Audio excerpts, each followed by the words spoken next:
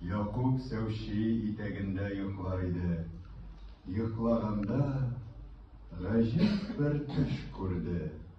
Төш мәгънәсен атасыннан сорар инде. Нурлы кояш, тулган ай һәм бер йолдыз шул төшемдә сәҗдә кылды миңа төп-төз. Бу төшемне шулай күрдем һичбер шиксез. Я әткәем, шул төшемне юра инде. Бу төшемнең мәгънәсен бир миңа ачык. Ахырда ни булачагын сөйлә ачык. Күрекле тәгъбир кылып бир миңа аңлатып, нинди изге эш көткәнен белер инде.